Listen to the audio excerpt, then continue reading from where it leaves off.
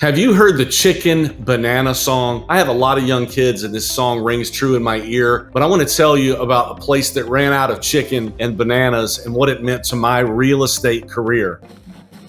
This is Tad Fulford with Rise Up in Real Estate. I'm going to share with you a story that you won't believe happened and what it led me to.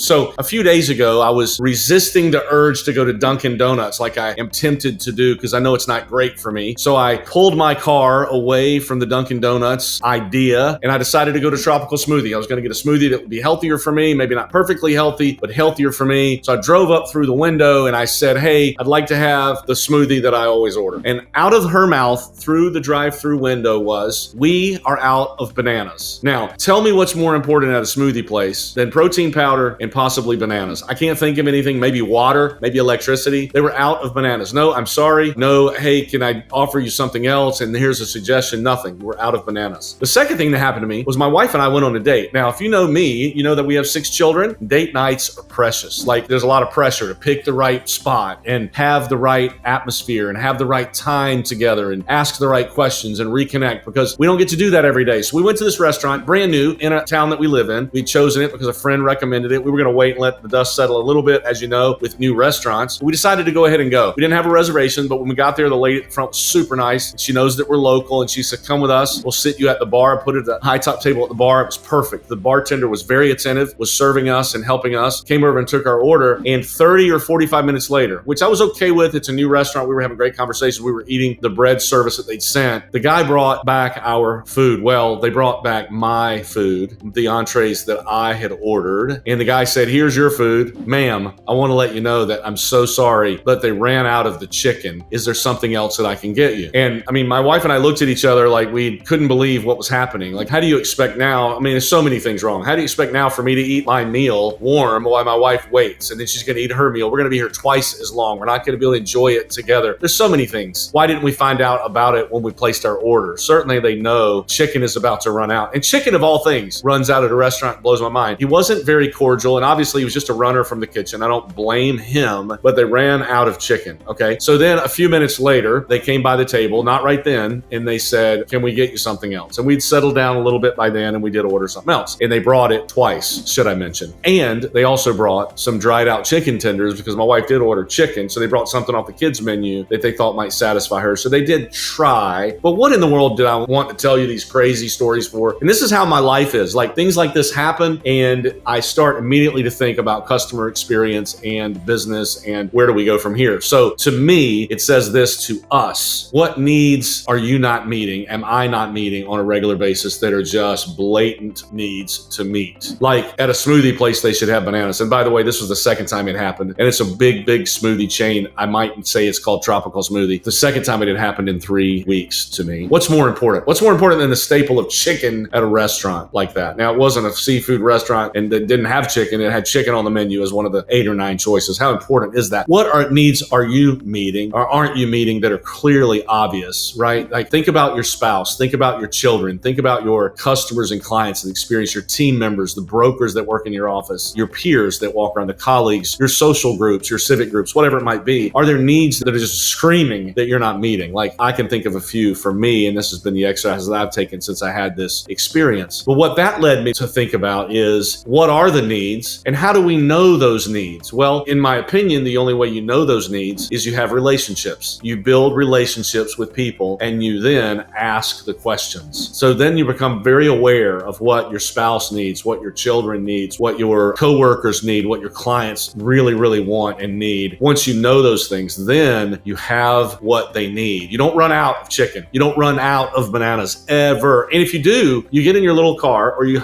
walk your happy feet like they could at this Tropical Smoothie right down the sidewalk and go buy bananas from Walmart and have bananas. She said, oh, it's not a big deal. We actually ran out of lettuce and bananas last week. And I was like, well, there's a problem. And they're employees. They're not the business owners, right? Like you and I are. You're the CEO of your own business. You can't run out of what your customers and clients need, but you also need to know what they need by building a relationship and finding out what it is that they really want and need. You got to ask great questions. You got to listen. You have to be patient. You have to do all these things in the midst of a crazy world that we live in. But for goodness sakes, when you find out what those things are, don't run out of them. Don't run out of the chicken and don't run out of the bananas. This is Tad Fulford with Rise Up in Real Estate, and I hope today's video helps you not run out of stuff and rise up.